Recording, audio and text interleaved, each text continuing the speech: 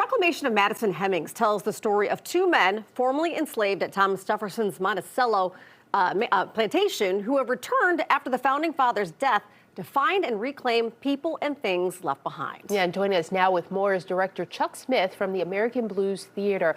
This is an amazing story. It's a part of American history. It is. But it's not often told. So this, is it Israel that is actually Thomas Jefferson's son? No, Madison. Madison, I apologize. Madison Hemings. Madison Hemings, Right. Thomas Jefferson's son with Sally Hemings. With Sally Hemings, his slave. And tell us the rest of the story. Well,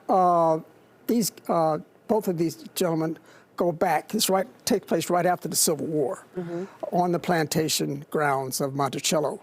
And Israel is there to find his brother. His brother, he and his brother made a pact that when they were freed, they would meet there on the anniversary of the day they were sold in November. So he's been going back for the last couple of years, but well, before the Civil War.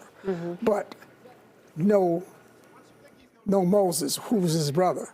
So this time he takes Madison along with him, and Madison has other ideas. He wants to go into that house and see what he can grab, you know, because he is the son of Thomas Jefferson. Yep. And he figures he's got something coming to him. Yeah. And so this is the real tale of the play. We learn about life on that plantation on Monticello. What it was like for, let's say, slaves who weren't the type of weren't beaten into picking cotton. Yeah, they were there. And when Thomas Jefferson died, Madison would says everybody was crying. So he was my daddy. I didn't cry. Oh, wow. But everybody else is crying. Is that where the humor part comes in? Sorta. Yeah. Yeah. Everybody cried. Now, he's my daddy, but I didn't cry. You know, I guess they loved him more than I did. And it's a very deep, but like Tanya said, funny moments in this play too. Yeah. Really a wide gamut of emotions. Yes, and that's what makes the play so good. Yeah. It's written by my friend Charles Smith. We've been working together for well over 30 years. You know, so. And you are performing this play in your new home, the American Blues Theater. The American Blues Theater has a new home on Lincoln and Bryn Mawr, 150-seat space, beautiful theater. This is like the first real play, not real play. They've done their annual production of It's a Wonderful Life in there, but this is the first time, you know, a regular production has been in there. And you guys are doing this through the month of March, correct? Through the month of March till March 24th. You know, it's a wonderful play and in a wonderful space. A very good theater experience all the way around. And how much of it is absolute truth and a little bit of a riff off of the truth?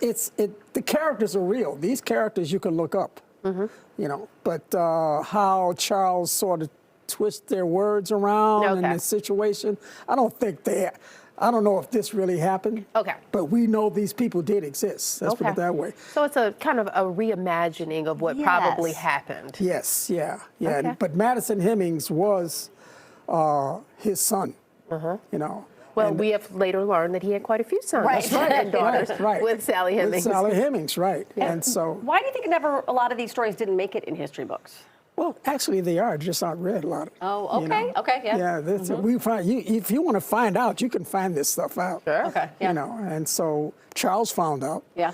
You know, and he wrote about it. Yeah. So here we are. All right. Well, we're hoping that the audiences come out in droves to see this wonderful play. Do. Yeah, At the new American Blues Theater. It's over on Lincoln. It runs now through March 24th. So make sure you check that out. American Blues Theater and our social media handles, and AmericanBluesTheater.com is where you can find the website. Thank you so much for coming in and sharing this story. Thanks so much for having me. It's been a pleasure.